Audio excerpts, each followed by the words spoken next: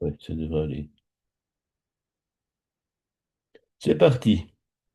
Alors, bienvenue à toutes et à tous. Aujourd'hui, on va encore parler du corps d'arc-en-ciel, mais d'une façon plus globale. Je vais vous expliquer pourquoi. Nous sommes le dimanche 12 octobre 2025. C'est un jour consacré à Sainte Geneviève et à bien d'autres saints des éphémérides chrétiennes. Et c'est aussi une date importante, c'est le 12 octobre 1092. 1492, c'était l'arrivée de Christophe Colomb en Amérique. Et au-delà de l'histoire édulcorée, comme par ceux comme on dit, l'histoire est toujours écrite par les vainqueurs, donc elle manque de sincérité et surtout d'objectivité. Il faut savoir que pour les indigènes et pour les autochtones qui arrivaient avant, déjà, qui ont précédé et qui vivaient dans ce pays, dans ces pays d'Amérique lointaine, donc bien avant que les Occidentaux n'arrivent, ne débarquent. Je ne dis pas qu'ils étaient dans la paix parce qu'il y avait beaucoup de guerres entre clans, entre tribus indiennes. On ne leur a pas apporté la violence, ils l'avaient déjà, mais avec les moyens techniques qu'on avait supérieurs aux leurs. Le 12 octobre 1492, il ne faut pas oublier que c'était le début des massacres. Et Christophe Colomb n'était pas le sympathique aventurier, explorateur qu'on nous dépeint dans les films et dans les bouquins pour enfants, etc. Et à peine arrivé donc sur la terre, après, à peine avoir mis un pied sur la terre américaine, les massacres ont commencé et ils ont perduré jusqu'à la fin des guerres indiennes. Tout le monde connaît ça, mais on n'en parle pas assez souvent par rapport à ce qui se passe encore maintenant. Je referme la parenthèse. On a commencé à parler d'un sujet très important qui me tient beaucoup à cœur, c'est effectivement le corps d'arc-en-ciel, qui est une forme extrêmement importante, extrêmement élaborée de la pratique spirituelle.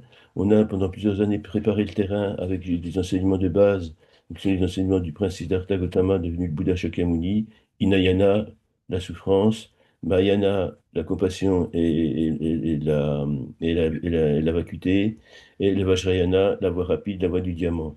Eh bien, ces enseignements ont été largement complétés par les enseignements de Padmasambhava, dont le mantra de Maître Vajra, que vous connaissez bien, que nous avons pratiqué plusieurs fois, et qui est particulièrement important.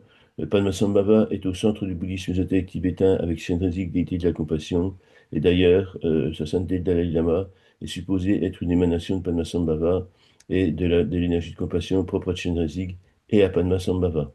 Donc, cette compassion est au cœur justement du bouddhisme ésotérique tibétain et elle se manifeste énormément dans les pratiques, notamment, il n'y a pas une pratique qu'on ne termine pas par une dédicace à tous les êtres sensibles et de lumière pour que justement accumuler des mérites et partager au plan global, au plan divin, à la réalisation du plan divin et à la réalisation de tous les objectifs de purification, de catharsis et de rédemption possibles et imaginables. Nous sommes quelque part, sans vouloir parler de culpabilité, nous sommes les acteurs de l'état du monde. Nous en sommes responsables. Alors, comme je le dis, c'est pas une culpabilité. On agit en fonction de nos compétences. Et justement, toutes les méditations dont je vous parle consistent à prendre notre place dans le trafic, à intégrer le plan divin, à intégrer la philharmonie universelle, à intégrer la chorégraphie divine pour le plus grand bien de ce qui fut et sera, et conformément toujours à la légitimité du lot karmique et à la légitimité du divin plan. On a abordé un sujet donc très, très, très important qui est très, très complexe à aborder, donc je l'aborde progressivement. C'est la pratique du corps d'arc-en-ciel qui permet justement de nous fusionner du samsara au nirvana. Et ce n'est pas une question de mort. Beaucoup dans la littérature, on trouve souvent expliqué que le corps d'arc-en-ciel est une pratique de départ à la fin de sa vie pour peut-être passer par la mort. Et donc on fusionne son corps de physique on le dissout dans les éléments, dans ces fameuses cinq couleurs dont on parlait tout à l'heure, dans le corps d'arc-en-ciel, le blanc, le rouge, le vert, le bleu et le jaune. Et on disparaît effectivement, il ne laisse, d'après les traditions, que les vêtements, les ongles et les cheveux. Cette pratique du corps d'arc-en-ciel n'est pas réservée à la mort. On peut la pratiquer toute sa vie à partir du moment où on est prêt à la faire et à partir du moment où on a déjà pratiqué d'autres choses. Donc il y a des préambules dont on a déjà parlé et qu'on a déjà fait ensemble régulièrement. Je pense notamment aux méditations de la captation pranique, au mantra de Maître Vajra, à la pratique de Chenrezig, à la pratique de Sanghya, etc. toutes les pratiques que l'on a faites jusqu'à présent sont des préparatoires à justement ces pratiques de très haut niveau spirituel qu'il faut quand même apprendre. Comme quand on commence le piano, on va pas tout de suite d'entrée de jeu s'asseoir et jouer une sonate de Mozart ou un prélude de Chopin. Il faut faire des gammes, et justement, les gammes, c'est ça, c'est de prendre refuge, c'est comprendre la bodhicitta, c'est méditer sur la bodhicitta, et tout un tas de choses comme ça. Et également, la compréhension du corps d'arc-en-ciel, donc des fondamentaux, des essentiels de tout ce qui est, de ce que j'appelle la biologie divine, en fait, c'est quelque chose de, la biologie spirituelle, c'est exactement comme notre cellule fonctionne entre elles, interagissent entre elles, et comment nos métabolismes fonctionnent en harmonie, si possible. Eh bien, c'est exactement la même chose, sauf que ça se passe sur le plan spirituel. Et il y a un incontournable. Alors, le corps d'arc-en-ciel, il est incontournable quand on parle du corps d'arc-en-ciel, de parler de Padmasambhava. Et pas seulement son mantra de Maître Vajra, mais également d'autres mantras, notamment le mantra court qui est Om Rahung, qui est exactement, vous le savez aussi, j'en ai longuement parlé, une interprétation de Om Mani Padme Hung, puisque Aum c'est la même chose, Ha c'est Mani et Pema, c'est Chenrezig, et Hung c'est l'esprit. Donc Om Ha Hung équivaut à Om Ha Mani Padme Hung et qu'on retrouve donc dans le mantra de Chenrezig et dans le mantra de Padmasambhava, Aum Ha Hung Benza Guru Pema Siddhi Hung. Padmasambhava et Chenrezig sont au cœur de la pratique du Guru Yoga et le corps d'arc-en-ciel, jalu en tibétain, n'est pas autre chose qu'une forme aboutie, élaborée du Guru Yoga, la fusion avec la déité, la dissolution de la matière dans le divin, tout en gardant une individualité personnelle indestructible. C'est ce qu'on appelle Rigpa, la pleine conscience éveillée, l'esprit le plus secret dont parle sa sainteté Dalai Lama. Ces petites précisions étant faites, il y a également un aspect du concept qui est important à ne pas négliger, c'est ce fameux concept de bidou ou tiglé, la goutte et la coupe merveilleuse, l'énergie divine universelle. On la connaît très bien sous une forme très pratique, qui est celle de la captation pranique, donc avec la captation des éléments qui viennent de l'univers et qui se concentrent en nous. Eh bien, c'est plus que ça aussi. Il y a une interprétation beaucoup plus ésotérique de Bindu et Tiglé. Bindu, c'est en sanskrit. Tiglé, c'est en tibétain. C'est l'énergie divine universelle.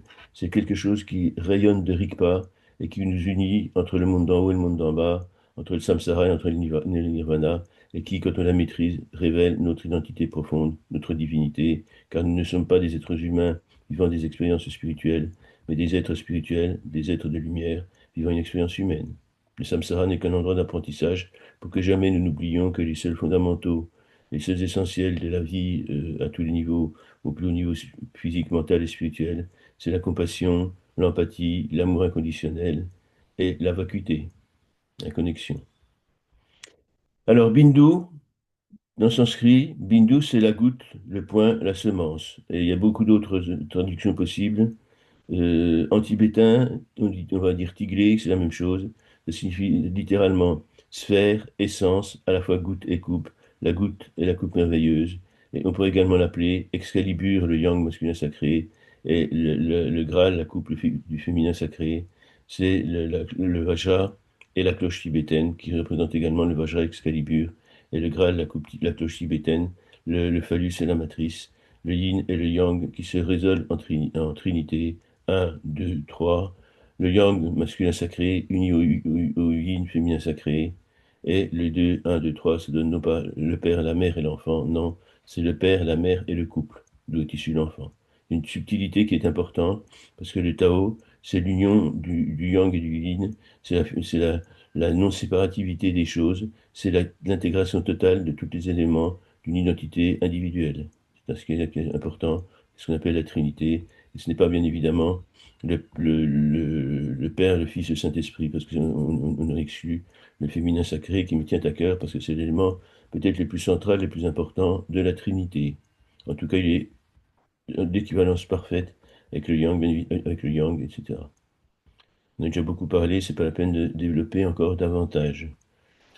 Dans le Vajrayana, c'est-à-dire le troisième niveau d'enseignement, la voie rapide ou la voie fulgurante, comme on l'appelle quelquefois, qui théoriquement permet aux pratiquants assidus et sincères et bien intentionnés dans l'altruisme d'atteindre l'éveil en cette vie avec ce corps, dans le but ultime d'aider tous les êtres sensibles à échapper à la souffrance et conformément à la légitimité des lois karmiques et à la légitimité du divin plan. Vous connaissez la formule, je la répète en permanence.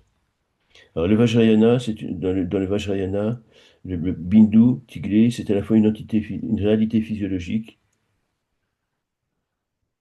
très, très subtile, très fine. C'est ce que je vous disais tout à l'heure, c'est les énergies qui circulent.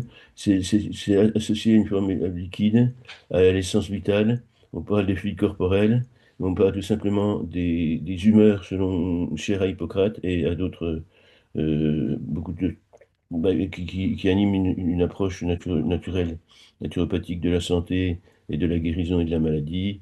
Mais ça joue aussi sur le plan psychique, en tant que support de conscience et métaphysique spirituelle. C'est la condensation de l'absolu, c'est la transcendance. Le corps, la parole, l'esprit. Le corps physique, le, la parole, le corps mental, intellectuel, affectif, émotionnel, et le corps spirituel, ce que les Occidentaux appellent tout simplement l'âme, qui est manifestée par Rigpa, la pleine conscience éveillée. Pour Hippocrate, il est important de retenir que Tigré et Bindu sont sur le plan physique essentiellement l'harmonie des humeurs, tel qu'il les décrivait, et sur le plan mental, la conscience, tout simplement, et également la pensée, l'intelligence, la, de l'abstraction, et sur le plan spirituel, Hippocrate parlait de la porte des étoiles, soit en fait la transcendance manifestée par l'apparition fonctionnelle du CPF au cortex préfrontal. Je vous ai déjà parlé du cortex préfrontal, qui n'apparaît que tardivement chez l'enfant, chez l'adolescent, parfois même il n'apparaît pas quand le contexte éducatif n'est pas conforme. Et Dieu sait s'il y a des choses à reprendre dans notre système formateur, est plutôt formateur, comment on appelle ça, une sorte de programmation qui justement ralentit les ouvertures spirituelles. On brûle encore les livres dans certains endroits du monde. Ça n'a jamais arrêté. Et donc, c'est important justement de travailler par la méditation avec cette approche, ce développement du cortex préfrontal. C'est notre troisième œil, tout simplement. C'est l'épiphyse, l'hypophyse, la glande pinéale, et c'est également Bindu et Tigré. Donc là, on rejoint cette notion de biologie spirituelle dont je parlais, parce que ça fonctionne effectivement, ce cortex préfrontal. Certes, il est tourné dans les étoiles, la porte des étoiles dont parlait Hippocrate, mais c'est aussi lui qui va régler tous les circuits de neurotransmetteurs comme la sérotonine, la mélatonine, la dopamine et bien d'autres encore. Donc c'est vraiment le lien entre le corps physique, le corps mental et le corps spirituel. C'est un axe qu'on appelle aussi l'axe hypothalamo-hypophysaire en endocrinologie. Et c'est justement comme ça que ça fonctionne. Et c'est comme ça qu'effectivement on peut dire que le nirvana et le samsara sont reliés par des structures mentales comme celles qui sont symbolisées par Tigré et Bindu.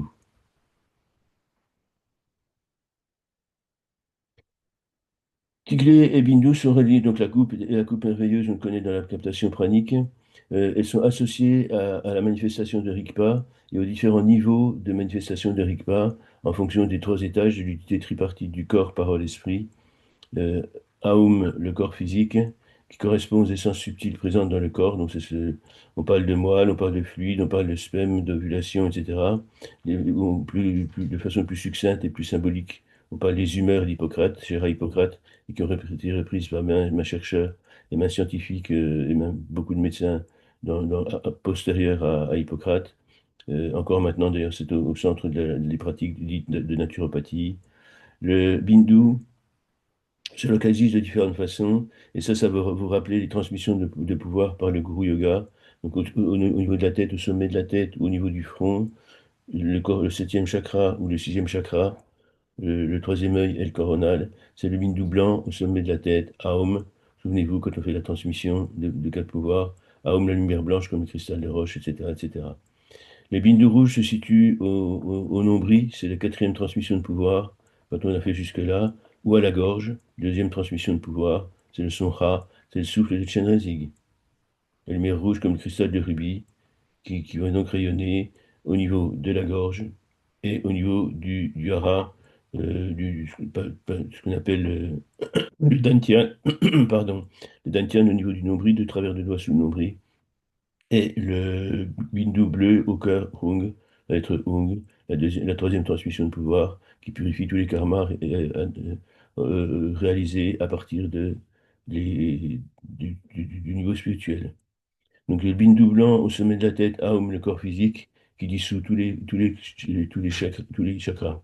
Tous les karmas liés au corps, bindu rouge au nombril ou à la gorge, le son A à la gorge, donc qui libère tous les chakras, tous les karmas, j'y tiens, euh, générés par la parole, par le corps physique, intellectuel et affectif et émotionnel, et puis doublé au clair qui va purifier tous les karmas liés à la spiritualité. Et au niveau de la quatrième transmission de pouvoir, donc au niveau du nombril du Dantian, rouge, un bindu rouge aussi, qui lui libère les karmas générés par le corps, par la parole et par l'esprit. La fonction de ce karma physique, de ce karma, excusez-moi, je ne vais pas m'en débarrasser de ce lapsus, au niveau de ces bon, excusez-moi, je reprends dans l'ordre. Donc la fonction de ce bindu, de ce centre énergétique, et non pas ce karma, eh bien justement, il est en rapport à la vitalité, à la mémoire et à la conscience et à la transcendance. Déjà se pointe la vibration importante de la transcendance et de la connexion avec le divin. Le bindu énergétique ou tantrique, eh bien, ça se situe à un niveau un peu plus subtil, donc c'est le son A, bien évidemment. Ça touche beaucoup le yoga, les différentes pratiques du yoga inspirées de l'hindouisme sont beaucoup concernées par ce bindu-là. Et il y a beaucoup de pratiques de yoga. Il y en a, Dieu sait s'il y en a beaucoup, parce que yoga, ça veut dire pratique, tout simplement. Et dans les pratiques yoga liées proches à l'hindouisme, c'est une énergie qui circule selon des canaux qu'on appelle les nadis, et ce qu'on appelle l'énergie qui circule, ce sont les souffles. Et effectivement, c'est ce qu'on retrouve également dans l'axe des chakras et de l'un à l'autre des sept chakras principaux. Et cette énergie circule selon de multiples canaux qu'on appelle des nadis. Les Tibétains disent qu'il y en a 72 000, mais c'est tout simplement pour dire qu'il y en a beaucoup. 72 000 est encore réputé être un chiffre proche de l'infini, dans la tradition ésotérique tibétaine et bouddhiste en général. Et les bindus alors conceptualisés comme une goutte lumineuse qui circule dans ces fameux canaux, qui rayonnent dans tout le corps et qui vont donc inonder de leur lumière purificatrice et rédemptrice toutes les cellules du corps, jusqu'aux plus infimes, jusqu'aux particules les plus infimes, les plus infinitésimales, et toutes les cellules, même les plus secrètes, même les plus lointaines, même les plus isolées apparemment. Donc, les pratiques de yoga, il y en a deux principales qu'on appelle Tumo et Chandali. Je les cite juste pour exemple parce que c'est pas notre propos de parler d'hindouisme. Donc, et par la visualisation, il y a un travail de visualisation sur Bindu, sur ces lumières qui vont apparaître, émerger du néant et se manifester dans le plan, entre le plan physique, mental et intellectuel. Et c'est par la visualisation positive. Donc, on va voir ces bindus qui vont se fondre, qui vont se fusionner, et ils vont libérer ce qu'on appelle la félicité extase. C'est la Dewa Shenpo dans le bouddhisme tibétain. Je passe rapidement là-dessus parce que ça mériterait de plus amples développements qu'on nous fera peut-être ultérieurement. Pour l'instant, restons dans notre approche de bindu sur tous les plans. Donc là, on est sur le deuxième niveau de bindu ou tiglé, l'énergétique, le tantrique, la circulation, selon les canaux subtils et les souffles. L'expression manifestée du bindu ou du tiglé énergétique est tout simplement une sensation de chaleur, de clarté, de joie profonde, de libération, proche de ce qu'on va appeler plus tard la félicité dans le tantrisme. La troisième manifestation du bindu ou de tiglé, c'est ce qu'on appelle le bindu visionnaire, et dans les pratiques de Tegal, Dzogchen, donc Tegal et Trekchö, trancher et franchir, dont on a déjà parlé par rapport au corps d'arc-en-ciel, bindu ou tiglé, il se manifeste comme sphère de lumière multicolore, vision spontanée, qui n'est pas sans rappeler effectivement les pratiques du yoga dont on vient de parler. Ces tiglés ou bindus lumineux, ils apparaissent d'abord comme des points colorés, des petites gouttes de lumière qui ruissellent un petit peu partout, qui volent tout autour de nous, comme des lucioles, comme des petits papillons lumineux. Ils s'organisent enfin, ils se réunissent entre eux, et de cette fusion de tous ces tiglés lumineux que l'on voit flotter autour de nous, mais comme ça aussi nous pénétrer et nous envelopper et nous imprégner sur tous les plans, eh bien, apparaissent des images. Ça peut être très, très surprenant dans certains cas. Ça arrive spontanément quand on fait une méditation. Effectivement, il y a des déités qui apparaissent, des mandalas, des formes de lumière, des symboles, des lettres clés, des syllabes germes, des choses comme ça. Et c'est particulièrement dans les pratiques du guru yoga et de Jalu, qui sont, je le répète, très très proches l'une de l'autre. Ces tigrés lumineux expriment la créativité spontanée de la claire lumière Rigpa, quand on en arrive à ce niveau de visualisation, eh ben, ça veut dire qu'on est sur la bonne voie et que déjà Rigpa se manifeste. La manifestation de Rigpa, souvenez-vous que c'est tout simplement l'apparition, l'atteinte de l'éveil et la libération de toute souffrance. Et il y a ce qu'on appelle le bindu ultime, vacuité, non-dualité. Et au niveau le plus élevé, c'est ce qu'on appelle le Hatha Yoga, c'est la forme du Dzogchen la plus aboutie, donc qui se manifeste par le Guru Yoga et par le corps d'arc-en-ciel Jalu. Et bien le bindu, il n'est plus substance ni vision, il est essence indivise de vacuité et de clarté. Il n'a pas d'existence apparente, il n'est que vacuité et clarté. Claire vacuité. C'est le bindu indestructible, localisé au niveau du cœur, qu'on appelle en tibétain Tigre Shenpo. C'est la présence éveillée non née, qui n'apparaît pas et qui ne disparaît pas, parfaite à tout instant, parfaite de toute éternité, qui n'est ni à maintenir ni à détruire, ni à augmenter, ni à diminuer. Elle est parfaite dès l'origine, elle sera parfaite jusqu'à la fin des temps, et même au-delà. Elle s'appelle Rigpa, la pleine conscience éveillée. Son expression, ben, c'est tout simplement l'éveil, soit la reconnaissance directe de la nature de l'esprit, Rigpa. Et les outils, les principaux pour arriver justement à cette reconnaissance de Rigpa, c'est une fois qu'on en a maîtrisé la compréhension et la pratique, bien évidemment, et la visualisation, c'est le Guru Yoga et Jalu, quelque part, c'est un petit peu la même chose, la même manifestation, la même pratique, mais sous des formes peut-être un petit peu ritualisées différemment. Bindu, Tiglé, la goutte et la coupe merveilleuse, c'est comme ça que je les appelle, et c'est ce qui correspond le mieux à leur manifestation, notamment sur le plan physique, au niveau du chakra de la tête, cette fameuse point appelé Nada, ou qui est la porte des étoiles, qui reçoit la captation pranique quand on fait la pratique justement de Tiglé et Bindu, ou Bindu. Au niveau du corps, il est essence vitale, fluide support de vie, les humeurs d'Hippocrate.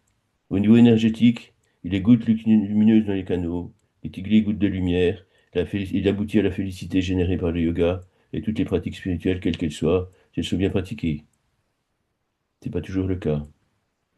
Au niveau de la vision, les tiglis sont lumineux, ce sont des mandalas spontanés, des déités qui apparaissent et qui font une danse, une chorégraphie lumineuse et sonore en même temps, parce que là, dans cette pratique, notamment dans la pratique du corps d'arc-en-ciel, la lumière devient son, devient vibration sonore, et la vibration sonore devient également lumière. Il n'y a pas de différence au niveau des différents aspects de la matière. Ça rejoint la physique quantique. Et au niveau de l'esprit, ben, il est le but ultime, la claire vacuité, Rigpa, la pleine conscience éveillée.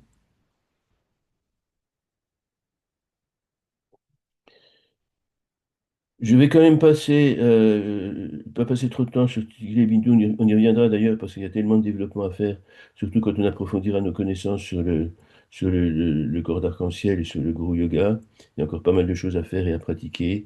Donc il y a des méditations très courtes parce qu'on n'a pas forcément le temps toujours de, de, de, de pratiquer pendant 1 heure ou 2. On a tous une vie en dehors de la méditation et c'est parfois difficile de tout concilier. Donc il existe heureusement des prières très courtes, mais qui sont très efficaces. Alors, la première, on en a déjà parlé la dernière fois, c'est la prière basée sur le mantra spécifique du corps d'arc-en-ciel, Ranglu Jalu Nyam Sugur Sig. Et c'est la prière du corps d'arc-en-ciel. Donc on récite le mantra Ranglu Jalu Nyam Sugur Sig, Ranglu Jalu Nyam Sugur Sig, Ranglu Jalu Nyam Sugur Sig, Ranglu Jalu Nyam Sugur Sig, Ranglu Jalu Nyam Sugur Sig, Ranglu Jalu Nyam Sugur Sig, Ranglu Jalu Nyam Sugur Sig, Ranglu Jalu Nyam Sugur Sig, Ranglu Jalu Nyam Sugur Sig. La prière d'arc-en-ciel. Dans la clarté sans origine, je me détends et je me repose. Ma respiration est paisible, mon corps est détendu, mon esprit est vide. Les 5 éléments se dissolvent en lumière, les 5 sagesses s'ouvrent en arc-en-ciel. Mon corps devient radiance, rayonnement pur, mon souffle devient espace, mon esprit devient Rigpa, pure présence éveillée. Sans naître ni mourir, je suis déjà corps d'arc-en-ciel, danse de lumière infinie. Ranglou Jalu, Nyam Sugur Sig. Ranglou Jalu, Nyam Sugur Sig. Ranglou Jalu, Nyam Sugursig, Rangloujalu, Nyam Sugursig, Rangloujalu, Nyam Sugursig, Rangloujalu, Nyam Sugursig, Rangloujalu, Nyam Sugursig, Rangloujalu, Nyam Sugursig, Rangloujalu, Nyam Sugursig. Que tous les êtres connaissent le corps d'arc-en-ciel.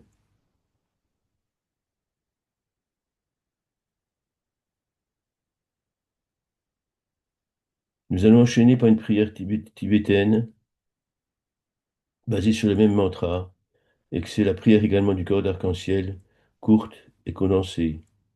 Elle peut être pratiquée à n'importe quel moment, à n'importe quel endroit, silencieusement, ou on peut parler également à voix haute. C'est pas un problème, ça dépend de l'entourage.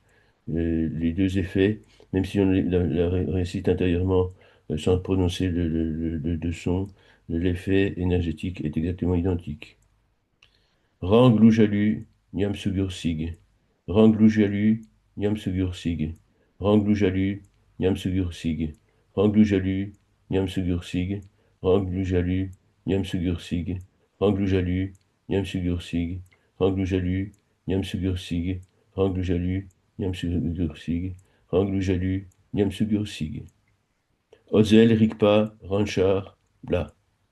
Ineffable clarté lumineuse, déploiement spontané de Rigpa. Jangshub, Semnying, Tob, Par, Gyur. Que le cœur de l'éveil devienne puissant. Jakar, Nga, O, Rab, Tutsal, afin que les cinq lumières en arc-en-ciel rayonnent clairement. Rangloujalu, Nyamsugursig, mon corps devient l'expérience du corps d'arc-en-ciel. Mon corps devient le corps d'arc-en-ciel, que tous les êtres deviennent le corps d'arc-en-ciel.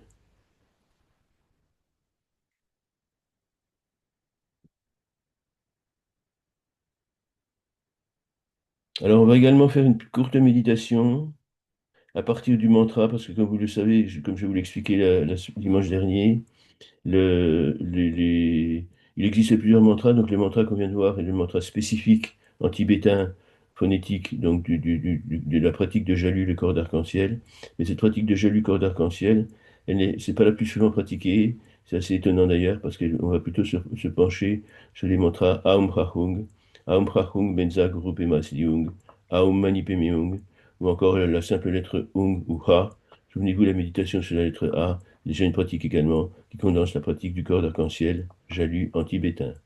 Donc là, on va s'attacher à Aum Prahung, Benza Guru Pema Siddhung, parce que Padmasambhava, le précieux maître du nez du lotus, Pema Yumne Lama Khyentse, le Guru Rinpoche, le très précieux maître né du lotus, eh bien, il est au cœur justement de toutes ces pratiques du Vajrayana, notamment le Guru Yoga, et bien évidemment le Dzogchen, Trekche, Tegal, les Nyingtik, dont je vous parlerai ultérieurement, qui sont encore des pratiques spirituelles très évoluées, et j'en oublie une, ben, le corps d'arc-en-ciel et le Guru Yoga, bien évidemment, les pratiques du Vajrayana et du Dzogchen. Donc, Aum Chachung, Benza Guru Pema Siddhung. Aum Chachung, Benza Guru Pema Siddhung. Aum Chachung, Benza Guru Pema Siddhung. Aum Chachung, Benza Guru Pema Siddhung. Aum Chachung, Benza Guru Pema Siddhung. Aum Chachung, Benza Guru Pema Siddhung. Aum Chachung, Benza Guru Pema Siddhung. Aum Chachung, Benza Guru Pema Siddhung. Aum Chachung, Benza Guru Pema Siddhung. Tu es présente dans tous les cycles d'Enigma liés au Dzogchen, dans toutes les pratiques élevées et subtiles du Vajrayana. Tu es le support majeur pour stabiliser Rigpa et pour recevoir la bénédiction directe. Tu es la captation pranique, Tiglé, Nyingtik, Guru Yoga, Jalu.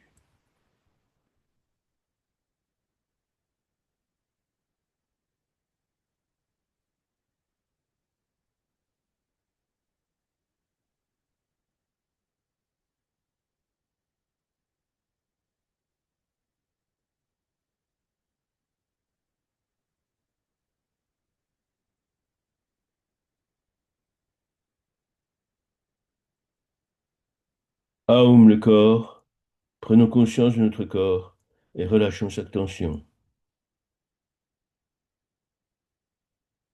Visualisons maintenant notre corps comme translucide et lumineux.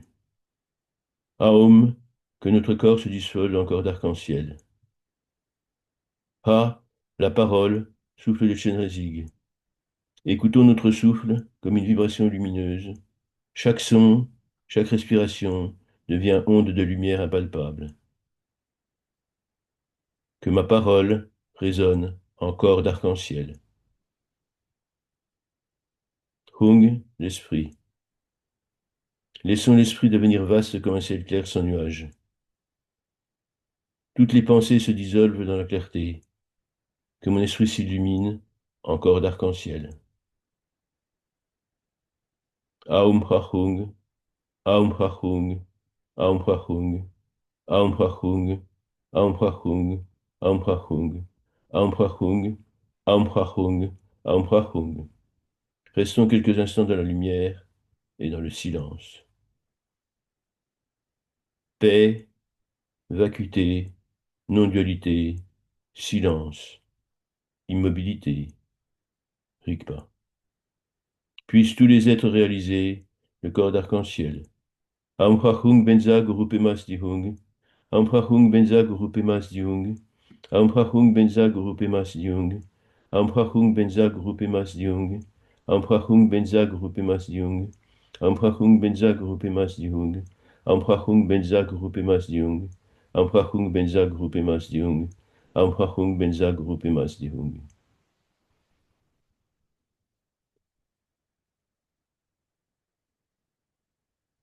C'est une pratique très courte. Pour l'instant, je préfère qu'on en reste à des pratiques relativement courtes. On va déjà s'habituer progressivement à ce concept de corps d'arc-en-ciel, parce que ça bouleverse quand même pas mal de circulation énergétique, donc il faut être prêt. Il n'y a pas de danger à la pratiquer, bien évidemment, quelle qu'elle soit, même les pratiques longues. Mais je préfère quand même qu'on le fasse progressivement, de façon à ce que l'effet soit le plus positif possible et sans perdre de temps. Si on va directement à des pratiques beaucoup plus compliquées, ça va être difficile à être assimilé et ça va justement peut-être nous faire perdre un peu de temps dans l'évolution, dans les bienfaits dans les immenses bénéfices que l'on peut tirer justement de ces méditations du corps arc-en-ciel. Et surtout, souvenons bien tout le temps qu'il y a une synergie entre une vibration collective commune entre le Guru Yoga, que l'on connaît déjà bien, qu'on a déjà bien pratiqué, notamment avec Padmasambhava, Sangye Menla, Chenrezig ou Taravert. Et donc c'est justement important justement de se préparer. Ce sont des préambules incontournables qui nous permettent justement d'évoluer dans le bon sens. On ne court pas avant d'apprendre à marcher. Alors là, je vais essayer de partager comment est-ce qu'on fait? Je vais essayer de partager mon écran parce que j'ai quelques images à vous montrer qui sont très importantes pour justement agrémenter la pratique méditative. Alors,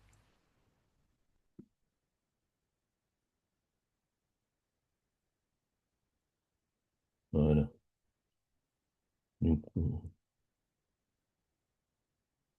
Donc ça, c'est la pratique de base qu'on appelle la pratique de Vairocana, la pratique des 7 points. Donc, assis en tailleur, bon, personnellement, j'ai jamais réussi à méditer comme ça parce que je suis pas assez souple et j'ai jamais été, et c'est pas en vieillissant que ça va s'arranger.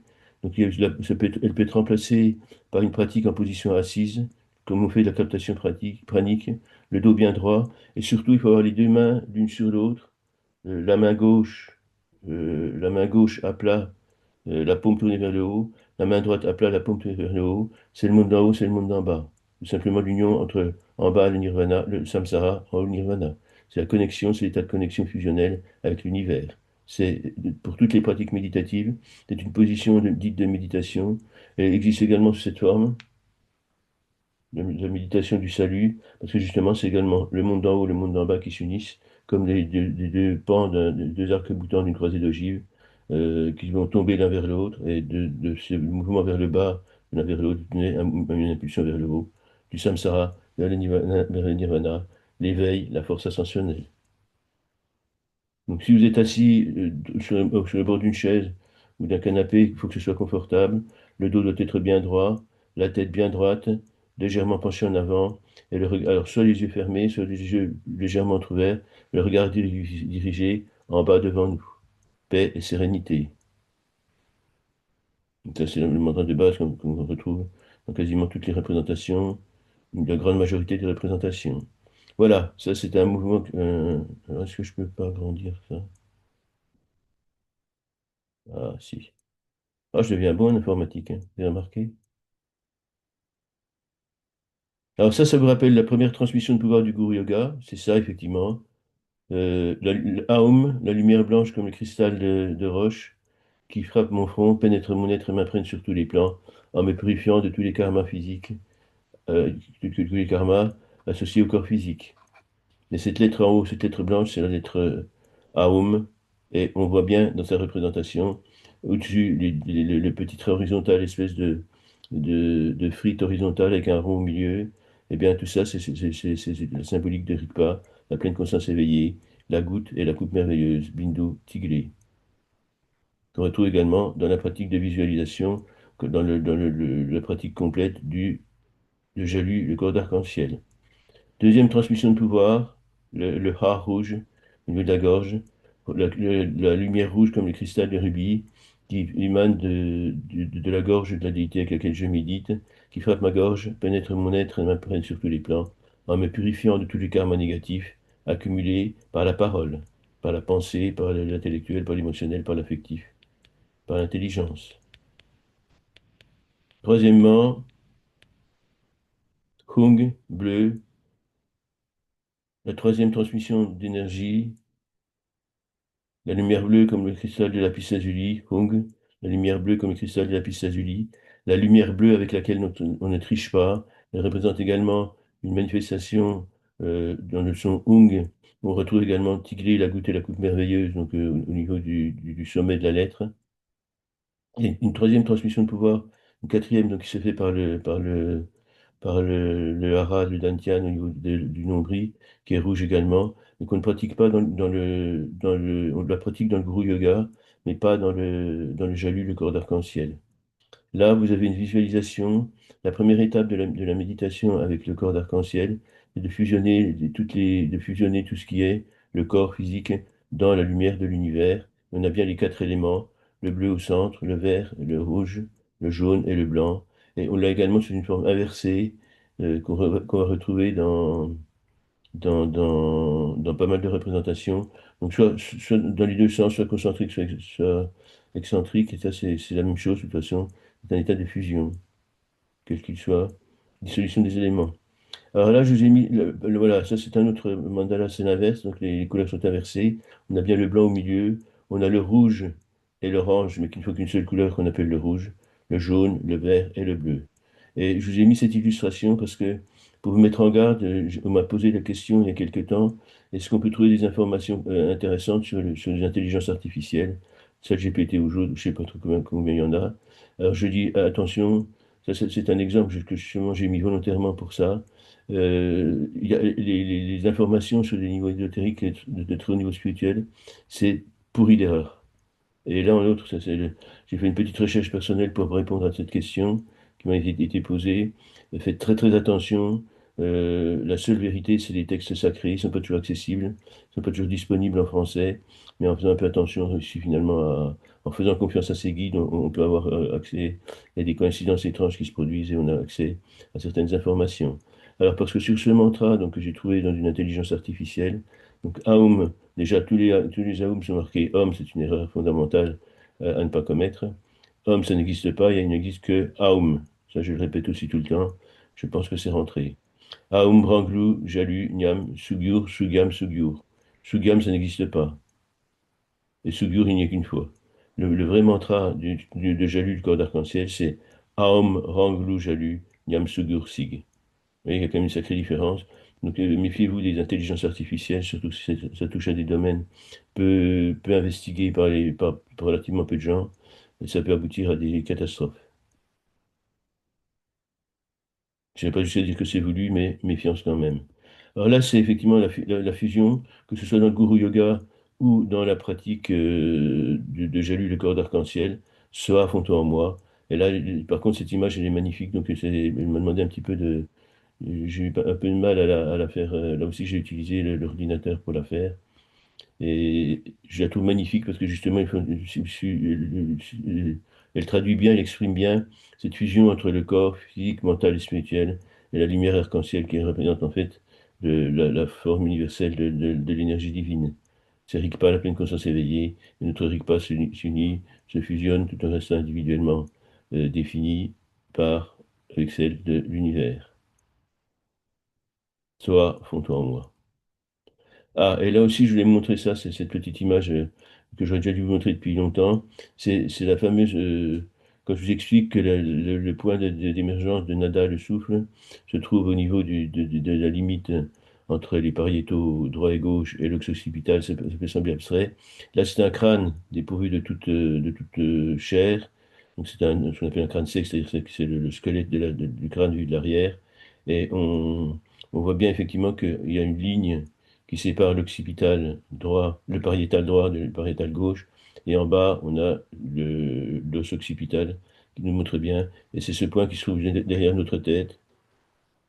C'est un point très, très, très important puisque de travers du doigt sur la surface du crâne, vous avez la présence justement, la Tiglé Bindou, la goutte et la coupe merveilleuse, la captation pranique, comment les énergies de l'univers nous rejoignent et nous illuminent entièrement et nous conduisent sur la voie de l'illumination. C'est ce qu'on a fait. Donc voilà.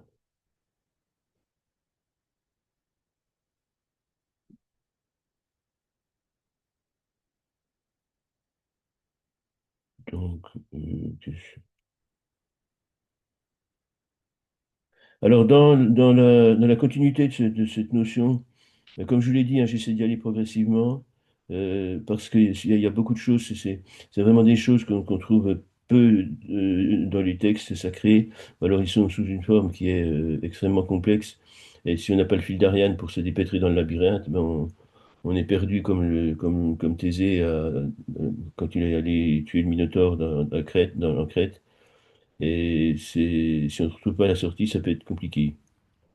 Donc, effectivement, ça peut être décourageant, surtout, c'est le principal danger, c'est que si vous essayez de lire les bardos de Dolcemmo, par exemple, vous allez vite vous décourager, et parce qu'effectivement, il y a des longues, comment dirais-je, des longues digressions, des listes de pratiquants, de dizaines, de centaines de pratiquants différents, et c'est de l'histoire du bouddhisme ésotérique tibétain, et c'est un petit peu indigeste, vraiment complètement indigeste, parce que l'essentiel, la substantifique moelle, elle est cachée dans tout ça, et finalement, ça tient un peu de choses. Sur 100 pages, il faut 100 pages, par exemple, pour vous expliquer ce qu'est le guru yoga, alors qu'en fait, en 10 pages, ça peut être fait. Ça, c'est la pratique, l'habitude ésotérique, tous les textes ésotériques, que ce soit en Occident ou en Orient, sur ce plan-là, au moins, ils se retrouvent. Il faut que la connaissance ne soit accessible que par l'aide d'un maître enseignant initiateur. Alors, nous allons pratiquer, donc, comme je disais, dans la droite ligne de ces énergies fusionnelles dont on vient de parler, longuement, mais j'ai encore beaucoup de choses à vous dire par rapport à ça. On verra ça la prochaine fois. Donc, on va pratiquer donc, la pratique de Chenrezig, déité de la compassion, et Om Mani Padme Hum 9 fois. On ne sort pas, on ne change pas de sujet, on reste dans le vrai, on reste dans la vibration du corps d'arc-en-ciel et du Guru Yoga. Par le mantra Aum Mani Padme Hum. N'oublions pas que ça veut dire Aum, par le corps, la parole et l'esprit d'un être ordinaire incarné, et par la bénédiction de tous les Bouddhas, et par la magie et la sagesse de Mani, le joyau symbole de la sagesse, de la compassion, et par la magie de Pema, le lotus, symbole de la sagesse, de la vacuité, eh bien, je me transforme en Hung, je révèle Hung en moi, par le Guru Yoga, par Jalu, le corps d'arc-en-ciel.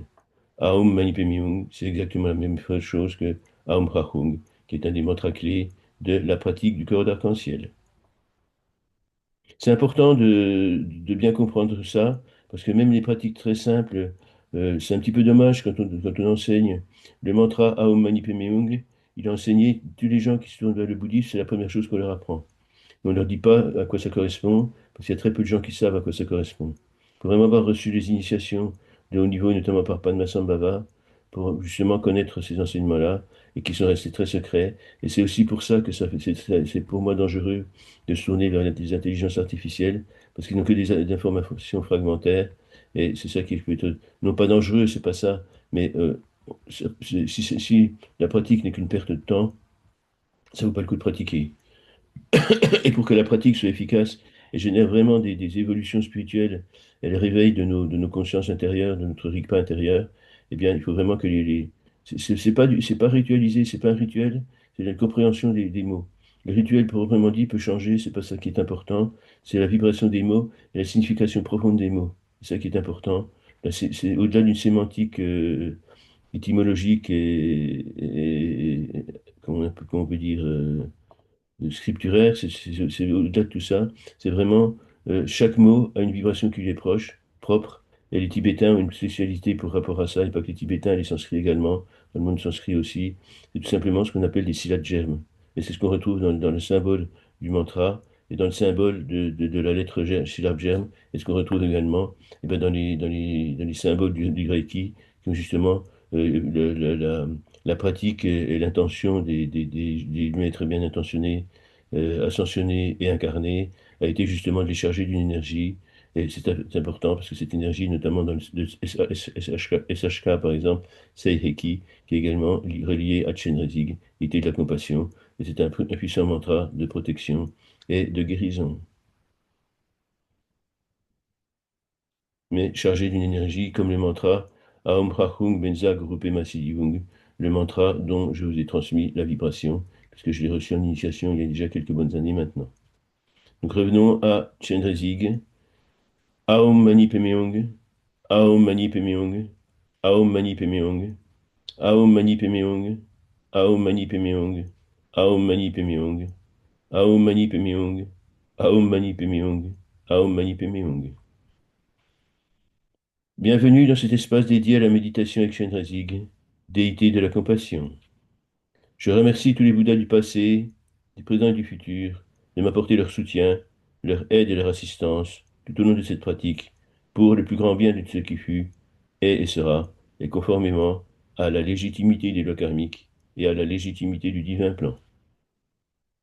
Prenons refuge en le Bouddha, en le Dharma, en la Sangha, je prends refuge jusqu'à l'éveil. En le Gourou, en le Yidam, en la Dakini, je prends refuge jusqu'à l'éveil. En mon propre esprit, Rigpa, en mon propre esprit, Rigpa, en mon propre esprit, Rigpa, je prends refuge jusqu'à l'éveil. Aum Mani Padme Hum, Aum Mani Padme Hum, Aum Mani Padme Hum, Aum Mani Padme Hum, Aum Mani Padme Hum, Aum Mani Padme Hum, Aum Mani Padme Hum, Aum Mani Padme Hum, Aum Mani Padme Hum.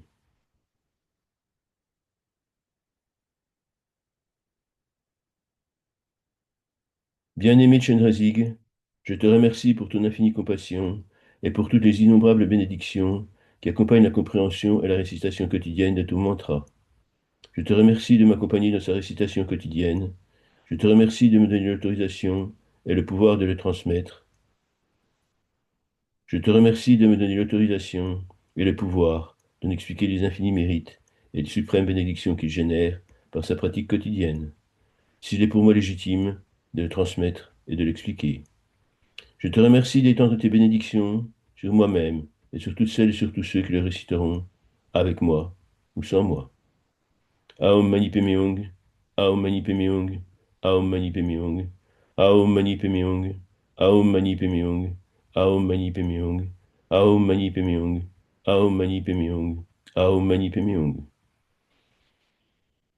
Bien-aimé Chenrezig, tu te dresses devant moi, resplendissant de lumière. Que par le pouvoir du Guru Yoga et par les quatre transmissions, je me libère de tous mes karmas et je me fusionne avec ton énergie de pouvoir et d'amour absolu. Cette énergie devient lumière rayonnante et vient jusqu'à moi, m'imprègne après avoir pénétré par l'orifice de Brahma qui couronne mon être. Je suis tout entier sublimé par cette lumière qui s'expande depuis l'espace que j'occupe, jusqu'aux confins de l'univers, de l'espace et du temps, en touchant au passage tous les êtres sensibles et tous les êtres de lumière, avant de me revenir comme une bénédiction.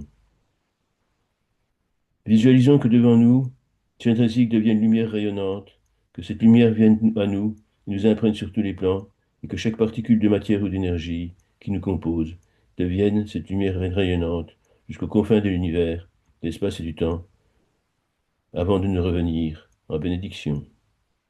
Visualisons.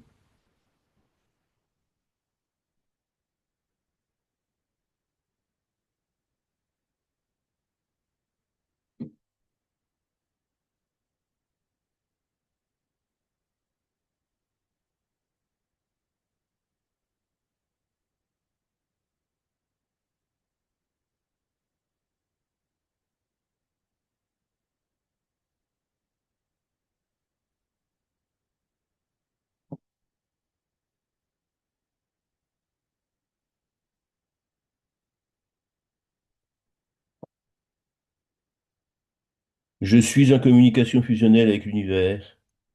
Je suis en communication fusionnelle avec tous les êtres. Je suis en communication fusionnelle avec Chenrezig. Je suis l'univers. Je suis la vie. Je suis Chenrezig. L'éveil est compassion et connexion, et en cet état de grâce permanent, je demeure. Aum Mani Padme Hum, Aum Mani Padme Hum, Aum Mani Padme Hum, Aum Mani Padme Hum, Aum Mani Padme Hum, Aum Mani Padme Hum, Aum Mani Padme Hum, Aum Mani Padme Hum, Aum Mani Padme Hum.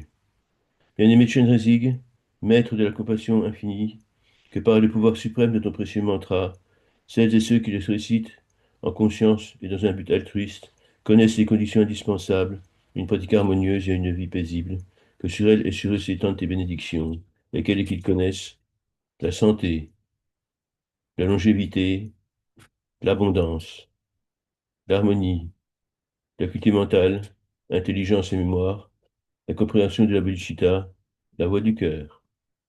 Par la compréhension des quatre incommensurables, amour inconditionnel, compassion infinie, joie empathique, équanimité impartiale.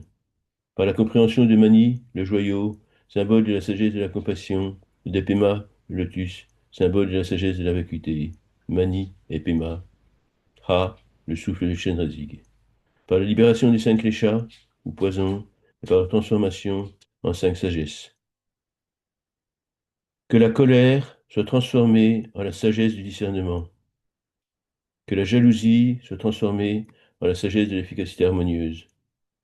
Que l'attachement soit transformé en la sagesse de la compassion, de l'empathie, de l'amour. Que l'orgueil soit transformé en la sagesse de la dignité et de la confiance en soi. Que l'ignorance, enfin, soit transformée en la sagesse de la contemplation méditative. Pour le plus grand bien de tout ce qui fut, est et sera, et conformément à la légitimité des lois karmiques et du divin plan. Aum Mani Padme Hum, Aum Mani Padme Hum, Aum Mani Padme Hum. Aum Mani Padme Hum, Aum Mani Padme Hum, Aum Mani Padme Hum, Aum Mani Padme Hum, Aum Mani Padme Hum, Aum Mani Padme Hum. Bien-aimé Chenrezig, maître de la compassion infinie, que par le pouvoir suprême de ton précieux mantra, que par le pouvoir suprême de l'intention altruiste de tous les êtres, ayant eu la chance de rencontrer des enseignements, d'en faire leur quotidien, la lumière du Dharma qui solve toutes les souffrances, toutes les injustices, toutes les iniquités, que la lumière du Dharma nous éclaire toutes et tous, nous fasse renoncer à nos activités criminelles.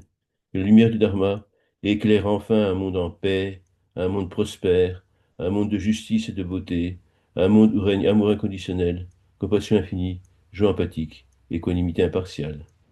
Pour le plus grand bien de ce qui fut, est et sera, et conformément à la légitimité du loi karmique et à la légitimité du divin plan. Aum Mani Padme Hum, Aum Mani Padme Hum, Aum Mani Padme Hum. Aum Mani Padme Hum, Aum Mani Padme Hum, Aum Mani Padme Hum, Aum Mani Padme Hum, Aum Mani Padme Hum, Aum Mani Padme Hum. Bien-aimé Chenrezig, maître de la compassion infinie, que par le pouvoir suprême de ton précieux mantra, je puisse, dans la paix et la sérénité, accomplir la tâche qui m'incombe en cette vie. Je puisse, par la pratique du Dharma, atteindre l'éveil en cette vie, avec ce corps, dans le but ultime d'aider tous les êtres sensibles à échapper à la souffrance.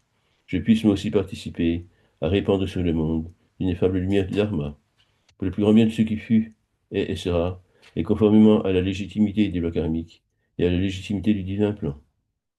Aum Mani Padme Hum, Aum Mani Padme Hum, Aum Mani Padme Hum, Aum Mani Padme Hum, Aum Mani Padme Hum, Aum Mani Padme Hum, Aum Mani Padme Hum, Aum Mani Padme Hum, Aum Mani Padme Hum. Bien-aimé Chenrezig, maître de la compassion infinie, que par son pouvoir suprême, le précieux mantra étende tes bénédictions sur notre terre sacrée, sur tous les êtres sensibles qu'elle abrite, sur tous les êtres de lumière qu'elle abrite, sur tous les membres de la Sangha, sur Rinpoche et sur tous les Rinpoché, sur tous les maîtres spirituels inspirés de toutes les justes confessions, de toutes les obédiences, sur l'univers tout entier, jusqu'aux confins de l'univers, de l'espace et du temps, sur tous les êtres sensibles qu'elle abrite, sur tous les êtres de lumière qu'il abrite, pour le plus grand bien de ce qui fut, est et sera, et conformément à la légitimité des lois karmiques et à la légitimité du divin plan. Aum Mani Padme Hum, Aum Mani Padme Hum, Aum Mani Padme Hum, Aum Mani Padme Hum. Aum Mani Padme Hum. Aum Mani Padme Hum.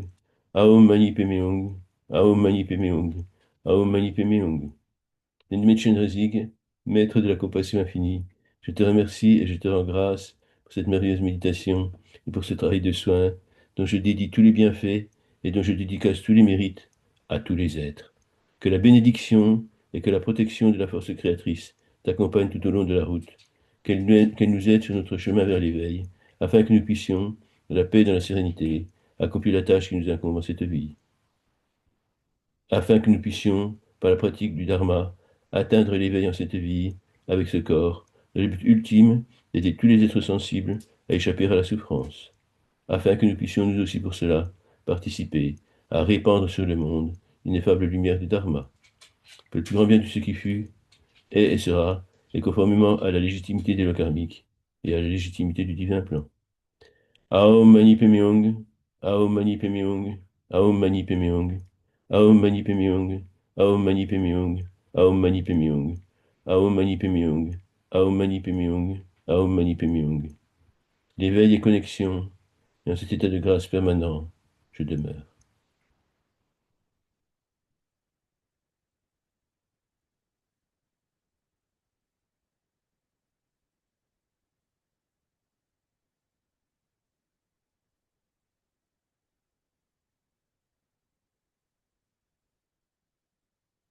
Je vous remercie. Vous avez été bien sage. Alors, vous pouvez remettre vos micros si vous avez des questions.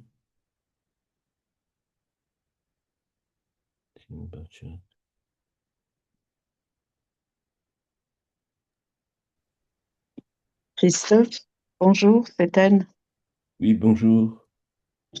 Euh, il y a eu la pleine lune et c'était quelque chose d'incroyable. Cette pleine lune, par rapport au dessin aux images que tu nous as montrées, il y avait toutes ces couleurs qui apparaissaient avec, tu sais, la dernière image avec le blanc au milieu Oui. et les arcs-en-ciel tout autour. J'ai admiré ça, mais ça me donnait exactement cette sensation de ce qu'on venait de faire ce jour-là, de cette méditation, et il y avait toutes ces couleurs d'arc-en-ciel entre les nuages et la lune qui apparaissait, et ça m'a fait wow, un effet, je dis, le hasard n'existe pas.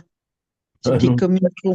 C'était comme une confirmation de la méditation qu'on avait fait ce jour-là.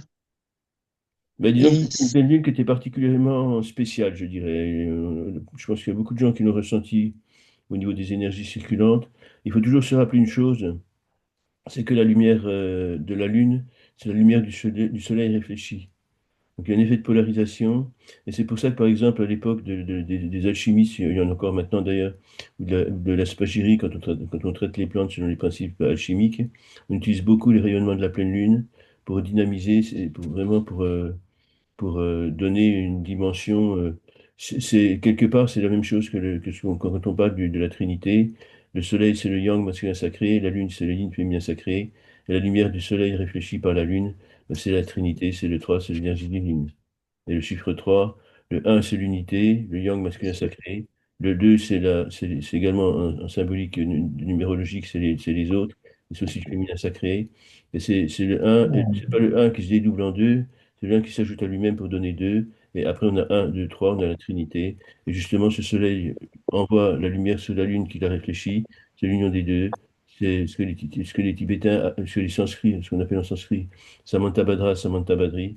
Et ça débouche sur des pratiques particulières qu'on appelle tantriques, parfois mal comprises, qui sont des pratiques d'échange énergétique entre deux partenaires pour justement réveiller les énergies spirituelles de la Kundalini, donc, qui, dans les pratiques sexuelles, vont être détournées de la Kundalini, c'est ce fameux serpent. Vous connaissez tous cette représentation du Bouddha Shakyamuni, du prince Siddhartha Gautama, quand il atteint l'éveil sur l'arbre de la Bodhi. À un moment donné, il y a des pluies torrentielles qui tombent. Il y a un immense cobra royal qui arrive, qui monte derrière lui et qui déploie son jabot, je sais pas qu'on appelle ça, sa couronne autour mm, de lui pour le protéger de la pluie. Et c'est ce qu'on appelle la coiffe du yogi. Parce que justement, cette Kundalini, c'est l'énergie qui monte, comme le serpent, depuis la base de la colonne vertébrale. Et dans l'acte sexuel, elle est détournée vers les organes sexuels. Et si justement la stimulation, elle est faite d'une certaine façon par certains rituels, elle va monter, monter, monter, monter le long de la colonne vertébrale. Elle va allumer tous les chakras les uns après les autres. Et elle va libérer ensuite elle va rejoindre l'univers, puisque justement, elle va sortir du corps, elle va protéger le corps et elle va rayonner tout autour de l'espace. On retrouve toujours ces mêmes symboliques de Jalu, le corps d'arc-en-ciel, et du Guru Yoga, les relations fusionnelles dans le monde, comment le samsara se transmute, se sublime en nirvana, et comment l'être incarné, avec des karmas, avec des leçons à apprendre ou des choses comme ça, dans ce monde de l'incarnation, aidez-moi, il y a le chien qui veut sortir, elle a une voix un peu C'est moi désagréable. aussi. Phil, pardon. Oui, donc, oui, c'est que la connexion est la base de tout. Et c'est la connexion et surtout l'élévation de notre niveau vibratoire. En fait, c'est un symbole alchimique, c'est comme la pyramide. Il y a la matière qui est donc une matière qui est de l'or pur, qui est faite d'or pur, mais enveloppée de scories, d'impuretés, d'un minerai de basse énergie, de basse vibration. Et l'éveil, c'est aussi justement à nettoyer cette matière première pour enlever toutes les scories et il ne reste que l'or. Ben, dans la matière, il n'y a pas dans l'univers un endroit qui ignore la présence du divin, y compris en moi, y compris en toi, y compris en nous, y compris tout autour de nous, Mhm. dans tout l'univers. Notre travail, c'est à notre échelle, nous purifier et nous débarrasser de tous ces karmas, de toutes ces leçons du traces du karma, toutes ces incompréhensions, tous ces poisons, colère, jalousie, orgueil, attachement à l'ego et ignorance, les cinq léchas, pour justement devenir des êtres parfaits que nous sommes déjà, parce que l'or que nous avons en nous, il est déjà là. On ne va pas accumuler des richesses intérieures, on va justement enlever les impuretés, et la richesse intérieure, elle est là depuis toute éternité. Ça ne pas la pleine conscience éveillée. Mais Ouais. en se purifiant, c'est un devoir sacré de travailler, de pratiquer la spiritualité, de trouver la pratique qui nous convient le mieux, la méthode qui nous convient le mieux, le rituel qui nous convient le mieux, pour justement arriver à nous purifier, à faire en sorte que nous soyons, si on se purifie nous-mêmes, comme disaient les bouddhistes zen japonais, si je nettoie ma chambre, je nettoie l'univers. Si je me purifie, je purifie l'univers. C'est pour ça que nous avons le devoir sacré. C'est l'altruisme et la clé de toute religion qui se respecte, qui est basée non pas sur un instrument de pouvoir, mais sur la volonté de nous aider les uns les autres. Et c'est pour ça que le bouddhisme et l'altruisme, c'est la même chose. Altruisme, ça veut dire alter, ça veut dire les autres. Et commençons Mhm. par nettoyer devant notre porte, après on nettoie les autres. C'est le principe de la pyramide aussi, dont je parle beaucoup en numérologie karmique tibétaine. Le 4 c'est la base carrée, c'est la matière. Elle est surmontée par 4 faces triangulaires, donc qui symbolisent le divin. Le divin, c'est le chiffre 3. C'est l'unité parfaite, c'est la trinité parfaite. C'est le divin qu'on a tous en nous. Et le chiffre 3 est représenté. En fait, c'est hyper intéressant de travailler là-dessus. En numérologie, je dis que le chiffre 3 ça peut se résumer par un mot, Alléluia. Jean-Sébastien Bach disait Jésus que ma joie demeure. Et tout ça pourquoi? Parce que le 3 c'est l'enthousiasme. Et enthousiasme, c'est quoi? Ça vient du grec. Il en, dedans, intérieur, et tout théothéos, qui veut dire Dieu, Dieu en moi. C'est mon essence divine. Je ne suis pas un Bouddha, je ne suis pas un Dieu en devenir. Les gnostiques parlaient du Christ intérieur au début de l'ère chrétienne, il y a quelques siècles, voire même plus d'un millénaire. Et c'est exactement ça. Nous sommes, c'est, comme disait Pierre Teilhard de Chardin, nous ne sommes pas des êtres humains vivant une expérience spirituelle, mais des êtres spirituels, des êtres de lumière vivant une expérience humaine. Ça, c'est important à retenir. Vous n'allez pas l'oublier parce que je le répète tout le temps. C'est tellement important. Tout est là. Il n'y a rien d'autre en dehors de ça. Et Mhm. nous ne sommes pas en évolution, nous sommes en nettoyage, nous sommes en rédemption, nous sommes en catharsis. Pour faire le ménage en Ouais. nous, pour enlever justement toutes ces scories, toutes ces impuretés. Et la pierre philosophale qui transmute le plus en or, elle ne fait pas autre chose que de nettoyer tout ce qui est de basse extraction, de basse vibration, pour justement ne laisser émerger que la lumière divine qui est en nous de toute éternité. C'est aussi simple que ça. Oui, Des pratiques, c'est on a des c'est pratiques simple, complexes. mais le tout, c'est d'en avoir conscience. Et c'est ça qui est C'est pour ça qu'il y a des rituels, c'est pour ça que je prends mon temps. le rituel du corps d'arc-en-ciel, on n'a pas fini d'en parler. C'est très simple, c'est basique comme toutes les vérités fondamentales, mais c'est quelque chose de, comment dirais-je, si on n'a pas le fil d'Ariane pour se guider, si on n'a pas la clé pour ouvrir la porte, c'est une porte blindée, on pourra toujours taper dessus tant qu'on veut, elle va pas s'ouvrir. Si on n'a pas le sésame, ouvre-toi, ça ne marchera pas. Et c'est ça le rituel. Ouais, Malheureusement, c'est tout à notre fait. travail de préparation pour ça, c'est que tous ces rituels comme le gourou yoga, le corps d'arc-en-ciel, moi je me souviens il y a une trentaine d'années, quand j'ai commencé à faire des conférences en public, c'était bien avant le Covid, à l'époque on réunissait des salles de 200, 300 personnes, et quand je faisais des initiations, par exemple le gourou yoga, les gens venaient me voir après en disant, je comprends pas, ça fait 30 ans que je pratique, moi jamais parlé du gourou yoga. Il y a des gens qui me disaient, ben moi, quand je demande à mon maître enseignant, à ma racine, de me parler du guru yoga, c'est à chaque fois, oh, oh là là, mais vous n'en êtes pas encore là. Et ça, je trouve ça absurde, ça m'exaspère. J'avoue que, j'avoue que ça me met en colère quand j'ai rencontré pas mal de maîtres enseignants comme ça. Et ça m'énervait parce que la question que je me posais, c'est est-ce que tu connais la réponse et que tu veux pas la donner? Ou est-ce que tu connais pas la réponse et tu fais semblant de la connaître? Dans les deux cas, je trouve ça complètement stupide. La Ouais. vérité n'est pas dangereuse. La vérité, elle la mettre entre toutes les mains, parce que la vérité, elle ne peut pas être mal utilisée. Après, on peut la farder avec des mensonges, avec des altérations, mais la vérité en elle-même, elle est la vérité. Elle ne peut pas être, je parle sur le plan spirituel, bien évidemment. Merci. Mais merci à vous. Pas d'autres questions? Alors, dimanche prochain, je serai encore là. On travaillera encore sur le corps d'arc-en-ciel. On va peut-être faire des pratiques peut-être plus élaborées et plus longues que celles qu'on a faites aujourd'hui. Aujourd'hui, mais même la dernière fois, c'est un petit peu un avant-goût. Mais le problème des pratiques, il y a au moins trois ou quatre pratiques courtes. Il y a deux pratiques avec le mantra Aum Rang Jalou Sugur Sig. Et il y en a deux ou trois. Il y a deux ou trois pratiques proches du Guru Yoga avec Aum Rahung et avec le mantra de Maître Vajra. Donc ça fait beaucoup. Et je ne vais pas les faire tous en même temps parce qu'après ça génère confusion. Et par contre, ce qui se passera à partir de peut-être fin novembre, début décembre ou l'année prochaine, je vais organiser un webinaire de plus long où justement on reprendra tout le Guru Yoga et le corps d'arc-en-ciel de façon exhaustive. Mais ça demande d'être organisé, ça demande un peu de temps. Et ce sera pas dimanche matin, ce sera un autre jour, je sais pas quand encore. Ça sera peut-être en plusieurs fois. Et ça, c'est très important pour bien fixer les esprits. Voilà. Pas d'autres questions? Non. Non, ben alors tant pis. Bon Le Bouddha dimanche. qui est en moi vous salue par le corps, par la parole, par l'esprit. Que tous les êtres connaissent ce corps d'arc-en-ciel. Et je vous dis Tachidele, que toutes les bénédictions vous accompagnent. Tâchez délai. Beaucoup à bientôt.